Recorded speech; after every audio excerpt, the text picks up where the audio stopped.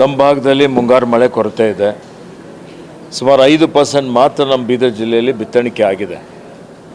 ಹೀಗಾಗಿ ರೈತರೆಲ್ಲರೂ ಆತಂಕದಲ್ಲಿದ್ದಾರೆ. ನಾವೆಲ್ಲ ನಿರೀಕ್ಷೆ ಮಾಡ್ತಾ ಇದ್ದೀವಿ. ಇಂದು 1 ವಾರ 10 ದಿವಸಗಳ ಒಳಗಾಗಿ ಮಳೆ ಬೀಳದೇ ಇದ್ದರೆ ಉದ್ದು ಹೆಸರು ಬರೋದಿಲ್ಲ. ಮತ್ತು ಈ ಜೂನ್ ತಿಂಗಳ ಒಳಗಾಗಿ ಮಳೆ ಸರಿಯಾಗಿ ಆಗದೇ ಇದ್ದರೆ ಇವತ್ತು ತೇವಾಂಶ ಇರೋದಿಲ್ಲ.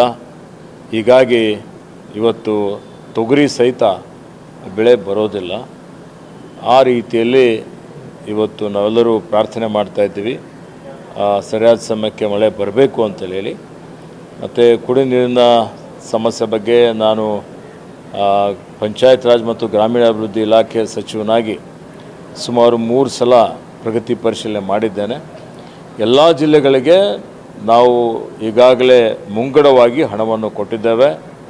ಎಲ್ಲೆಲ್ಲಿ ಕುಡಿ ನೀರಿನ ತೊಂದರೆ ಇದೆ ಅಲ್ಲಿ ಖಾಸಗಿ ಬೋರ್ವೆಲ್ಗಳ ಮುಖಾಂತರ, ತೆರೆದ ಬಾವಿ ಬಾಡಿಗೆ ತೆಗೆದುಕೊಳ್ಳುವಂಥದ್ದರ ಮುಖಾಂತರ ಅಥವಾ ಟ್ಯಾಂಕರ್ ಮುಖಾಂತರ ಆದರೂ ತತ್ಕ್ಷಣವೇ ಕುಡಿ ನೀರಿನ ಸಮಸ್ಯೆ ಆಗದ ರೀತಿಯಲ್ಲಿ ನೋಡಿಕೊಳ್ಳಬೇಕು ಅಂತೇಳಿ ಎಲ್ಲ ಸಿಒಗಳಿಗೆ ಈಗಾಗಲೇ ಸೂಚನೆಯನ್ನು ಕೊಡಲಾಗಿದೆ.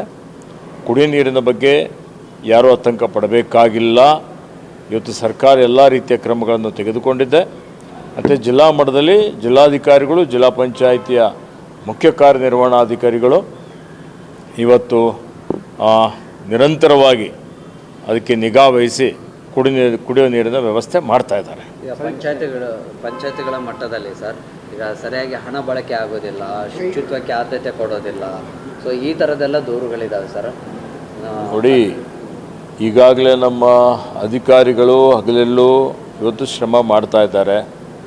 ಪಂಚಾಯತ್ ಮಟ್ಟದಲ್ಲಿ ಸ್ವಚ್ಛತೆ ಕಾಪಾಡಬೇಕು, ಪ್ಲಾಸ್ಟಿಕ್ ತ್ಯಾಜ್ಯ ಎಲ್ಲೂ ಕಾಣಿಸಬಾರ್ದು. ಇವತ್ತು ಘನತ್ಯಾಜ್ಯ, ಮಲತ್ಯಾಜ್ಯ ವಿಲೇವಾರಿ ಸರಿಯಾಗಿ ಮಾಡಬೇಕು. ಇವತ್ತು ಪರಿಸರ ಪ್ರಕೃತಿ ಸಂರಕ್ಷಣೆ ಮಾಡಬೇಕು, ಹಸಿರು ಹೊದಿಕೆ ಜಾಸ್ತಿ ಮಾಡಬೇಕು, ಕೆರೆಗಳ ನಿರ್ವಹಣೆ ಮಾಡಬೇಕು, ಇವತ್ತು ಅಂತರ್ಜಲ ಮಟ್ಟ ಹೆಚ್ಚಿಗೆ ಮಾಡಬೇಕು ಅನ್ನುವಂಥದ್ದು, ಮತ್ತು ಆಡಳಿತದಲ್ಲಿ ಪಾರದರ್ಶಕತೆ ತರಬೇಕು, ಮತ್ತು ಎಲ್ಲ ಸರ್ಕಾರಿ ಸೌಲಭ್ಯಗಳನ್ನು ಜನರಿಗೆ ಮುಟ್ಟಿಸುವಂಥ ಕೆಲಸ ಮಾಡಬೇಕು ಅನ್ನುವಂಥ ಒಂದು ಸೂಚನೆಯನ್ನು ಈಗಾಗಲೇ ಕೊಡಲಾಗಿದೆ. ಮತ್ತು ಅದನ್ನು ಇನ್ನೂ ಹೆಚ್ಚಿನ ರೀತಿಯಲ್ಲಿ ಈಗಾಗಲೇ ಉತ್ತಮವಾಗಿ ನಡೀತಾ ಇದೆ, ಹೆಚ್ಚಿನ ರೀತಿಯಲ್ಲಿ ಸುಧಾರಣೆ ಮಾಡಲಿಕ್ಕೆ ಪ್ರಯತ್ನ ಮಾಡ್ತಾ ಇದ್ದಾರೆ. ಈಗ CLP ಸಭೆ ಕರೆದಿದ್ದಾರೆ, ಏನೋ ಆತಂಕ ಇದೆ ಸರ್ MLC ಚುನಾವಣೆಗೂ? ಯಾವುದೂ ಆತಂಕ ಇಲ್ಲ. ಈಗ CLP ಸಭೆಯಲ್ಲಿ ಇವತ್ತೇನು SIR ಇದೆ, ಇನ್ನೂ ಅನೇಕ ಜ್ವಲಂತ ವಿಷಯಗಳಿದ್ದಾವೆ. ಅವೆಲ್ಲದರ ಬಗ್ಗೆ ಚರ್ಚೆ ಮಾಡಲಿಕ್ಕೆ CLP ಕರೆಯಲಾಗಿದೆ. ಅದರಲ್ಲಿ ಚರ್ಚೆ ಮಾಡ್ತೇವೆ. ಸರ್, ಈಗ 2ನೇ ಹಂತದ ಸಚಿವ ಸಂಪುಟ ಆಗುವಂಥದ್ದು, ಒಂದಿಷ್ಟು ಆಕಾಂಕ್ಷಿಗಳು ಲಾಬಿ ನಡೆಸ್ತಿದ್ದಾರೆ, ಅಸಮಾಧಾನ ಇದೆ, ಖಾತೆಗಳು ಕೊಟ್ಟಿರೋದಕ್ಕೆ ಒಂದಿಷ್ಟು ಅಸಮಾಧಾನ ಇದೆ.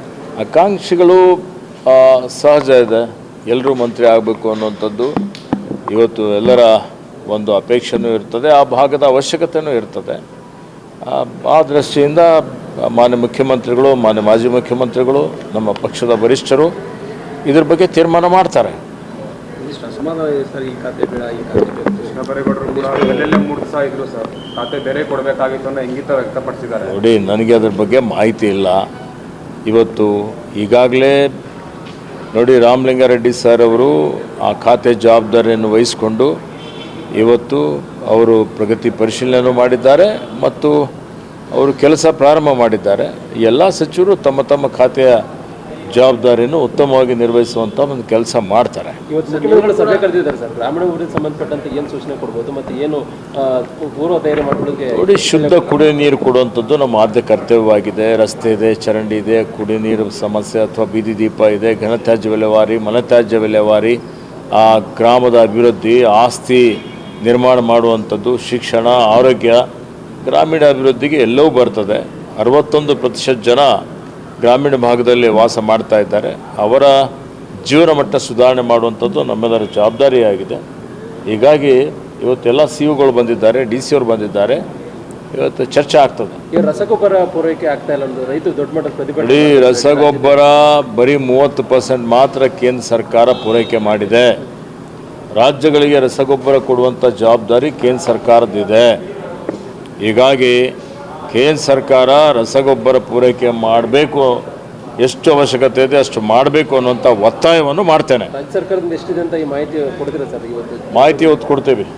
ಇವತ್ತು ಮಾಹಿತಿ ಕೊಡ್ತೀವಿ. ಸರ್ ನಿಮಗೆ ಕೊಟ್ಟಿರುವಂಥ ಖಾತೆ ತೃಪ್ತಿ ಇದೆಯಾ? ನೀವು ಕೂಡ DCM ಆಕಾಂಕ್ಷಿ ಇದ್ರಿ. ನೋಡಿ, ನಾನು ಈಗಾಗಲೇ ಹೇಳಿದ್ದೇನೆ, ಇವತ್ತು ನಾವೆಲ್ಲ ಇಲ್ಲಿ ಸೇವೆ ಮಾಡಲಿಕ್ಕೆ ಬಂದಿದ್ದೇವೆ. ಆ ಖಾತೆ ಈ ಖಾತೆ, ಆ ಹುದ್ದೆ ಈ ಹುದ್ದೆ ಅನ್ನುವಂಥ ಪ್ರಶ್ನೆ ಇಲ್ಲ ಅಂತ ಈಗಾಗಲೇ ನಾನು ಹೇಳಿದ್ದೇನೆ. ಯಾವುದೇ ಎಲ್ಲ ಖಾತೆಗಳು ಮಹತ್ವದಾದಂಥ ಖಾತೆನೇ ಇದ್ದಾವೆ. ಹೀಗಾಗಿ ಅವೆಲ್ಲವನ್ನು ದಕ್ಷತೆಯಿಂದ ಪ್ರಾಮಾಣಿಕತೆಯಿಂದ ನಿಭಾಯಿಸಬೇಕು ಅನ್ನುವಂಥದ್ದು ನಮ್ಮೆಲ್ಲರ ಒಂದು ಕರ್ತವ್ಯ ಇದೆ. ಹಿಂದೆ ಅರಣ್ಯ ಪರಿಸರ ಮತ್ತು ಜೀವಿಶಾಸ್ತ್ರ ಇಲಾಖೆ ಸಚಿವನಾಗಿ ಉತ್ತಮವಾಗಿ ಕೆಲಸ ಮಾಡಿದ್ದೇನೆ ಅನ್ನುವಂಥ ತೃಪ್ತಿ ಇದೆ. ಈ ಖಾತೆಯಲ್ಲೂ ಚೆನ್ನಾಗಿ ಒಳ್ಳೆಯ ರೀತಿಯಿಂದ ಕೆಲಸ ಮಾಡ್ತೇನೆ.